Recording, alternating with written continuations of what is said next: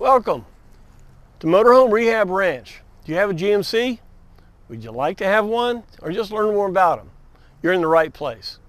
And a special shout out to my ranch hands that help us support us by paying for the videos and asking questions and working on their coach. If you'd like to be a member, a ranch hand, at the end of this video we'll talk more about that.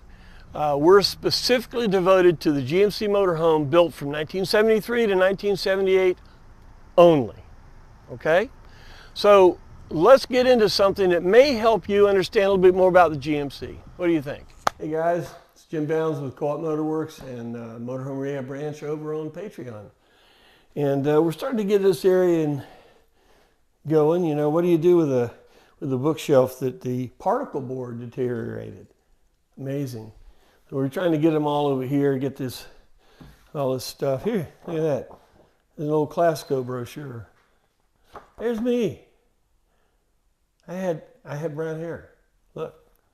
Anyway, got our little display going on here, and of course we got the important part.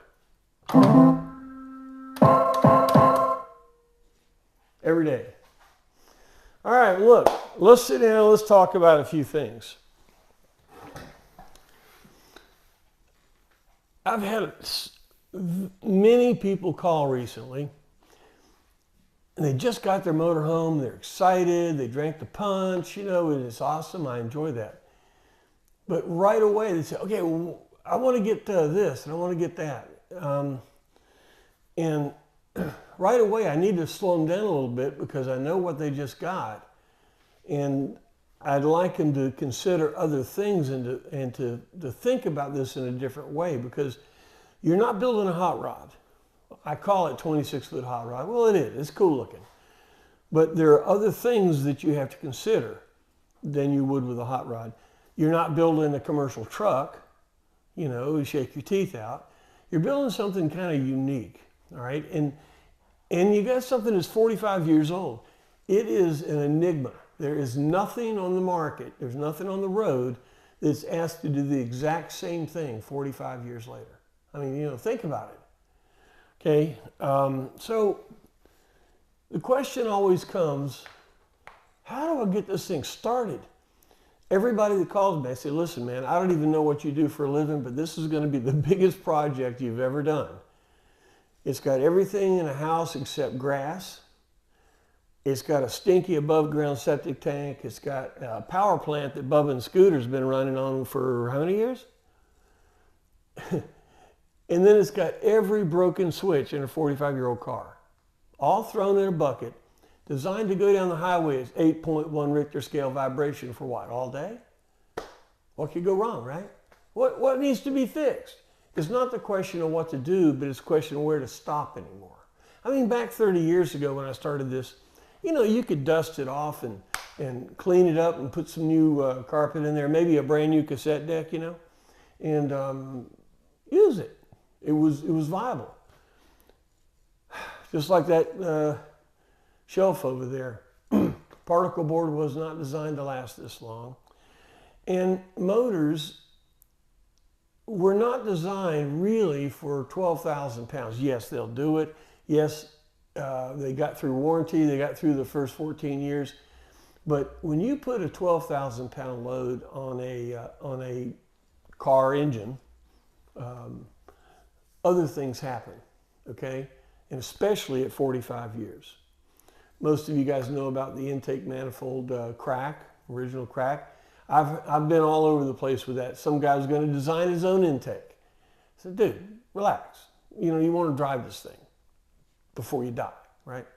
So many times I would like to just give you a push head start in how to start a restoration. Where to start a mechanical restoration. Because if you look at it all at one time, I've seen really good guys, really good hot rodders that build some really nice cars. They get one of these things, I'll handle this, I'll get this, you know, I got upholstery to do this and that. 9 months later, it's a basket of bolts, okay? because you've got to anticipate this is going to be a big job. It's not going to be change the pads in the shoes, for instance, and flush the thing. It's not going to be that. Even if it did work, you don't want to go on the road not completely knowing that you're going to be able to stop a 12,000-pound projectile. I mean, I feel it's just not what you should do. So you should go through the brakes. And when I say go through the brakes, I mean literally everything. All right. So you got this motorhome, barn find. This guy's he get rid of it. It's up there. You knew the family. He sold it to you for $500 or $1,000 or something. You go up there and you get that thing, and son of a gun, you get it fired up. Oh boy, now the fun begins. Let's back up a little bit. If you get a barn find, and like it's been there for, somebody can't remember when it started last or something, a lot of those things are coming up, okay? So if you find one of those, and you don't have to get it out of there right now because the Indians are circling or something like that, go in and look at it and ask the guy if you can hang out for a couple of days and work with it a little bit, okay? But let me say this. If he's less than 100 miles from you, tow it. Just tow it. Because you want to get it in safe and in security the same way it is right there. You don't want to have an airbag blow out and blow the side of the motorhome off. You don't want, anything to happen to it. You want it just like it is. So really, if you can at all do it, tow it to where you're going to have it worked on. Because right away, you have to find out what you've got, okay? The guy says, well, yeah, I had this done, and he loved it. Listen, this is 45 years of good intentions. Nobody screwed it up on purpose, okay? What you thought was a screw up, somebody else said, it was awesome. Who's wrong, okay? So go into it with these ideas and these concepts, okay? You're going to do everything. It's not you're going to check everything. You're going to do everything. 45 years, you're going to do everything, okay? Trust me. And if you got this and it's going to be an object of your frustration and you're just going to work on an infinitum, that's okay too.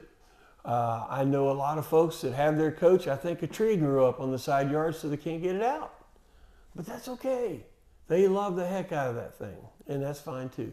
And if you want to do that, that's okay. And I'm going to tell you what you really have to do. I don't want you to leave it in the backyard so long a tree grows up. Don't do that. But I want you to get on the road. At least get it moving, get it running, get it out there, okay? But that doesn't mean it's ready to go. It's moving, okay? All right. So you've got this coach. You own it for what you feel is a steal. Awesome. It is. If you think it is, it is. All right. So what are you going to do first to wake this thing up? Because we're going to talk about what to start with. And to start with is, will it start? It doesn't mean that you're going to make the engine run and it's all done. Well, the first thing that we want to do on triage is to assess where we are, okay? So you want to go through the motor. When I say go through it, you want to see if you got fuel and you have fire. And if you can get fuel to it and you get fire to it and it runs, well, bonus, man. Clean it off, see what's going on, see if it goes. If you don't have fuel or you don't have fire, give it fuel and fire. The tanks are rotten, okay? Put a boat tank on it. Put it in the mechanical pump down up front. There's a 3/8 inch hose down there. Just hook it up right there. Run it on a boat tank. Give it fuel. Give it fire. Our distributor, you put 12 volts to it and it works. If that doesn't happen, we'll fix that, okay? So give it fire. Well, you run a wire from the battery, hook it up. Hit the starter. Does it run? Not? Okay. It gives you an asset to know where you are, and you just triage the engine. If it's dead, if it's locked up or something like that, you have no idea. Okay, I need a motor and transmission. Because why transmission? We haven't tested it yet. No. If the motor's shot, trust me, the transmission is unscrewed.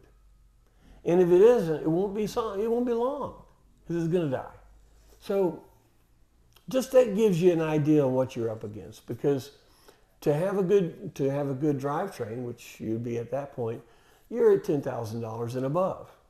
I mean, it just is, because if you buy a engine or a transmission that's a production engine, say $2,500, and they're adamant at Summit sometimes, it won't last. I'm sorry, you want it to, it looks good, you paint it the right color, and you kiss it every morning. It's not going to last, because it wasn't made to pull 12,000 pounds. It wasn't made to get that hot, okay? So you need to see if the engine will fire, because that'll tell you where you're beginning at, all right? Say it does fire, all right? Then this assessment. Oil pressure, wherever it goes, okay? Say it goes to here on your wonderful uncalibrated oil pressure gauge, all right? Let's call that X. As it warms up, your oil pressure will drop. You'll freak out. You'll think something's wrong. No, don't worry about it. When it's hot, when it's at temperature, you should have 1/2 of X, okay? So if you had a calibrated gauge, if this was 50 pounds, that would be 25 hot. Then if you high idle it, give it maybe 2,000 RPM, you'll get about half of that back. That means it's operating. What that means is the bearings, after they're swollen up, they won't have a tolerance too big to create good oil pressure. So that means that the bearings, you may be able to get away with leaving it. So you want to watch your oil pressure. Next thing, water temp. These 403 and 455 engines have huge water jackets in the heads. They're so big that originally they couldn't put seats in the head, because what they do is they cast a head, and then they would put exhaust seats in it, because that's where all the heat is, Well, the water jackets were so big they could not cut in and put a seat in there. So what do? They hardened the whole head. The head on our motorhome is harder than woodpecker lips, all right? Now we put exhaust seats in it now. They make little tiny ones, and we can seat them in, because after 45 years of serious heat cycles, the metallurgy is bad. So we do want to put in exhaust seats today. At least exhaust seats. Sometimes we'll put intake seats depending on if they get sucked in. But anyway, so water temp. This thing, if your radiator's good and the water pump's pumping, your water temp will go to 1/4, the first little mark on your original gauge, okay? And it will sit there like it's super glued. You think it's broke. Matter of fact, you should look at it before you start it up to be sure you know where 0 is, because it'll just sit right there. I don't care if you're doing 120 miles an hour in traffic. If your radiator's working right and everything else is working right, thermostat and all that, that thing won't move. If yours does that, if it'll do those two things for you, all right, we got something we can maybe be able to work with, okay? Because, I mean, yeah, if you're going after a restoration that's big bucks, I mean, a big one, you're going to put a new motor in it, okay? But say you got a coach here and you want to try to assess it, you want to build something, and you want to get once around the world with it. So that's the fence, okay? The question isn't what to do, it's where to stop. Well, right here you can make a decision whether you want to try to make the engine work. Now, again, we're not talking about tranny now, because that's another kettle of fish, can of worms, rabbit hole, whatever you want to call it. That gives you an idea on the motor, okay? Now, we haven't driven it, right? Right? Don't drive it. Get it home. Don't drive it until you know what's in it, okay? Next step, jack it up. Don't drive it. Motor works. Goody goody. You can put it in gear, see if it'll grab once, but don't go nowhere. Jack it up. Get the wheels off the ground. The way you jack it, we did a video about that. You jack the back one side, then the other, then you bring the front together. Remember all that? Okay. Jack it up, get it off the ground, take the wheels off. Chances are the tires are over 5 years old anyway, so you're doing yourself a favor so it doesn't blow up in your face. Take the tires off, put them aside. We want to do the B's and B's, the bearings and the brakes. If you can't stop it, don't go, okay? So you say, well, what are we going to do? We're going to assess them? No. Triage on this is they're all dead. All the bodies are dead. We're going to put in new spring kits, hardware kits, shoes, wheel cylinders, everything. You don't want to get a 12,000-pound projectile out on the highway at 65 miles an hour with a 45-year-old spring that if it breaks, you're back to the thing on a motorcycle. 3 things. Where am I going to go? I got to have 3 directions. You don't want to do that with these. It's just so anyway. Where should you start in your head with your motorhome? It's a block of wood. Nothing in it. It's a block of wood. Anything that this thing has that's viable, write that down. Okay? Because that will make your list on what you're going to have to do shorter. Maybe. Okay? Because it's all old, man. So, recap real quick. This is the start. I mean, obviously, I'm telling you the start is, I'd like to know if the motor runs or not. I want to know if it's got X's on its eyes completely, okay? Next thing, jack it up. Take the bearings, take the rear bearings, change all the bearings, the B's and B's, brakes and bearings. You could have a 45-year-old bearing in there because SOP is to pull it out, look at it. It's not blue, it's not pitted. Let's put some grease in it, new seal, ship it. A good mechanic could have been doing SOP for 45 years on that thing. You don't want to have 45-year-old, one bearing's $18, one's $21, and the seal's $6.50. And you know, if you dig hard enough on one of these places on the internet, you'll find it cheaper. Has nothing to do with it. You want to have Timken bearings. Very important. Fronts and other kettle of worms. We did a mechanical review, and it talked about how to determine if you want the front bearings done. Surf around on that, and you'll find that. So that's the start. Now it's off the ground. You're safe. You won't take the risk of trying to go out on the road with it. You can't. Wheels are off. Okay. That's a term that I learned from mechanics. Is to get the plugs out, so you can't go anywhere. All right, so look, if you have any other questions or stuff, maybe we'll try to, I don't know, what do you think, Scarlett? Maybe we do another one on the next step. Huh? What do you think? Let us know. Give us some feedback, that kind of thing, okay? Well, look, thanks a lot for being with us, and see you next time.